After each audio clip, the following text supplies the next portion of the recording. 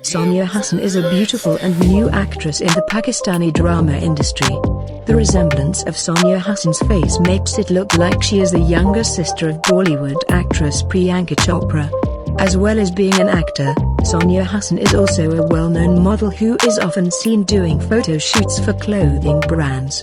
At the moment, Sonya Hussan is 29 years old, but she still looks very young. Sonya Hussan has given many famous plays to the Pakistani drama industry.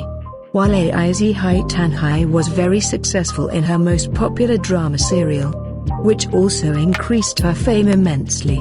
Sonya Hussan was married to Pakistani fashion model Waasif Muhammad in 2014. Many people may not even know that Sonya Hussan was already married.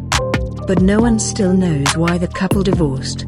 So now let's take a look at some of Sonya Hussan's adorable pictures with her ex-husband.